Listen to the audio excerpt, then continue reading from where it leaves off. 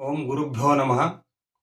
ಬಂಧುಗಳೇ, ನಮ್ಮಲ್ಲಿ ಬಹಳ ಜನರಿಗೆ ಊಟನ ಎಷ್ಟು ಪ್ರಮಾಣದಲ್ಲಿ ಮಾಡಬೇಕು ಅನ್ನೋದು ಕೂಡ ಗೊತ್ತಿರಲ್ಲ.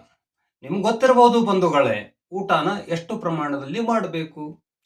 ಊಟನ ಶ್ರಮದ ಪ್ರಮಾಣದಲ್ಲಿ ಅಥವಾ ದುಡಿತದ ಪ್ರಮಾಣದಲ್ಲಿ ಮಾಡಬೇಕು. ದುಡಿತ ಎಷ್ಟಿರುತ್ತೋ ಅಷ್ಟು ಪ್ರಮಾಣದಲ್ಲಿ ಮಾತ್ರ ತಿಂಡಿಯನ್ನ ತಿನ್ನಬೇಕು, ಹೆಚ್ಚಿಗೆ ತಿನ್ನಬಾರದು. ಒಂದ್ ವೇಳೆ ಹೆಚ್ಚಿಗೆ ಏನಾದ್ರೂ ತಿಂದ್ರೆ ಅದು ಅಜೀರ್ಣಕ್ಕೆ ಕಾರಣವಾಗಿ ನಾವು ತಿಂದಂತ ಅನ್ನವು ನಮಗೆ ತೊಂದರೆ ಕೊಡೋಕೆ ಶುರುವಾಗುತ್ತೆ, ಅಲ್ಲಿಯೇ ಕೊಳೆತು.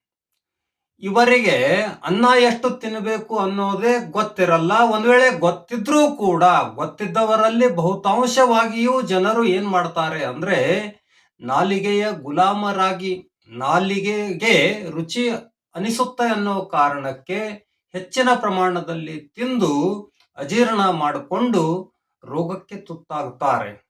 ಆದ್ರೆ ಅನ್ನವನ್ನ ಹೆಚ್ಚಿನ ಪ್ರಮಾಣದಲ್ಲಿ ತಿನ್ನೋದನ್ನ ಮಾತ್ರ ಬಿಡಲ್ಲ ಇವರು ಅನ್ನದ ಬಗ್ಗೆಯೇ ಅರಿತಿರಲ್ಲ, ಅಥವಾ ಅನ್ನ ಎಷ್ಟು ಬೇಕೋ ಶರೀರಕ್ಕೆ ಅದೇ ಇವರಿಗೆ ಗುರುತಿರಲ್ಲ.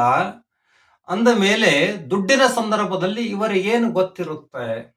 ಒಂದು ವೇಳೆ ನಾವು ಇಲ್ಲಿ ತಿಳ್ಕೊಳ್ಳೋದೇನಿದೆ ಅಂದ್ರೆ, ಯಾವ ಪ್ರಕಾರವಾಗಿ ಹೆಚ್ಚಿನ ಪ್ರಮಾಣದಲ್ಲಿ ತಿಂದಂತ ಅನ್ನ, ಕಷ್ಟದ ಪ್ರಮಾಣದಲ್ಲಿ ಇರದಂತಹ ಅನ್ನ ಅದು ಹೇಗೆ ತಿನ್ನಲಿ, ನಾಲಿಗೆಯ ಮಾತು ಕೇಳಿ ತಿನ್ನಲಿ ಅಥವಾ ಹೇಗೆ ತಿನ್ನಲಿ, ಅಜೀರ್ಣವಾಗಿ ನಮ್ಮ ಶರೀರವನ್ನೇ ಹಾಳು ಮಾಡುತ್ತೋ ಅದೇ ಪ್ರಕಾರವಾಗಿ ನಾವು ಯಾರಿಂದಲೋ ಕಷ್ಟದ ಪ್ರಮಾಣದಲ್ಲಿಕ್ಕಿಂತ ಅಥವಾ ಕಷ್ಟದ ಪ್ರಮಾಣಕ್ಕಿಂತ ಹೆಚ್ಚಿನ ದುಡ್ಡನ್ನ ಯಾವುದೋ ರೀತಿಯಲ್ಲಿ ಸ್ವೀಕರಿಸಿದ್ದೇ ಆದ್ರೆ ಆ ದುಡ್ಡು ಕೂಡ ನಮ್ಮನ್ನ ಹಾಳು ಮಾಡದೆ ಬಿಡಲ್ಲ ಬಂಧುಗಳೇ. ಇದನ್ನ ನಾವೆಲ್ಲರೂ ಅರಿತು ನಡಿಬೇಕು ಜೀವನದಲ್ಲಿ. ಧನ್ಯವಾದಗಳು.